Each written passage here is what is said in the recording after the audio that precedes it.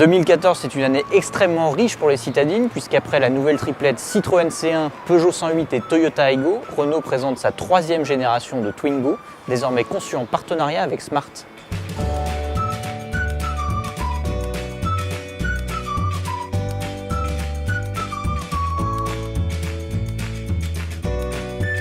Alors, ce partenariat implique énormément de changements pour la Twingo, qui devient une 5 portes, c'est la première fois, qui dispose maintenant de roues arrière motrices puisque son moteur est désormais logé sous le plancher du coffre.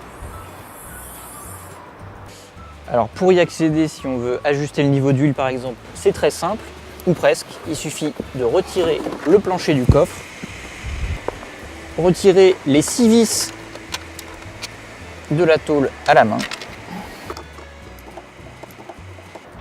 et ensuite retirer la plaque qui peut être assez chaude quand on vient de rouler, donc il faut faire attention. Mais alors s'il n'y a pas de moteur à l'avant, qu'est-ce qu'il y a? Eh ben pas de coffre en tout cas, puisque le capot ne peut pas vraiment s'ouvrir, il peut simplement coulisser vers l'avant. Alors il faut refaire une nouvelle petite manipulation, enlever les petits caches, tirer sur les manettes et ensuite tirer le capot vers soi pour accéder à la batterie et au bocal de lave-glace. Cette nouvelle architecture implique beaucoup de changements à bord, notamment à l'arrière, où la Twingo perd sa banquette coulissante et pas mal de place pour les jambes. Même remarque au niveau du coffre, qui perd en hauteur de chargement. Alors on peut gagner quelques litres en redressant les dossiers arrière, mais alors ça devient pas très pratique pour s'installer. Soit en repliant le dossier passager. Et alors dans cette position, on peut charger des objets jusqu'à 2,30 m de long. À l'avant, on découvre une planche de bord assez ergonomique avec beaucoup de possibilités de personnalisation. Aussi beaucoup de rangements, souvent en option, avec notamment cette boîte à gants qui peut être soit ouverte, fermée ou textile comme ici. Côté système multimédia, Renault propose soit le système Airlink à écran tactile, bien connu chez Renault, soit une version simplifiée qui fonctionne avec un smartphone et une application dédiée, sur laquelle on peut accéder soit à la musique, soit au téléphone, soit à la navigation, qui permet d'avoir un GPS embarqué. Et on a aussi la possibilité de voir un ordinateur de bord avec la consommation et même un petit compte-tour. Alors on l'a vu, le moteur placé à l'arrière crée quelques désavantages en matière d'espace à bord.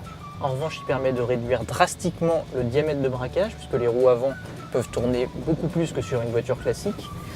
En ville, on a l'impression que la voiture peut littéralement tourner sur elle-même. C'est assez bluffant. Et ça, pour la maniabilité, c'est un vrai plus.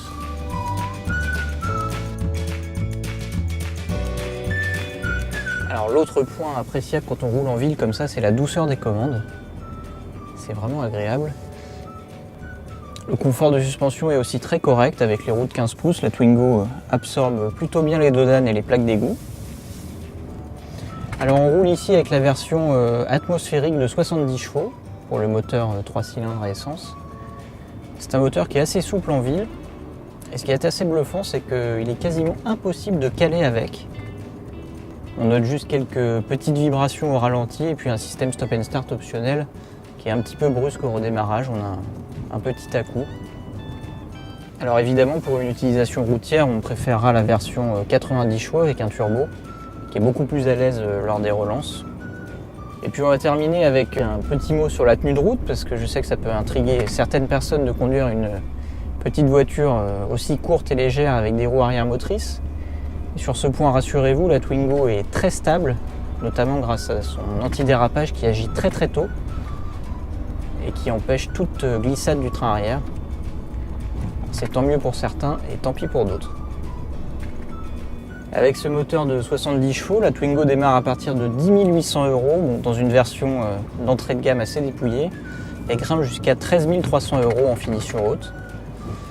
Et pour retrouver tous les détails de tarifs et d'équipements, vous pouvez vous rendre sur le site de largus.fr. Et moi je vous dis à bientôt pour un nouvel essai.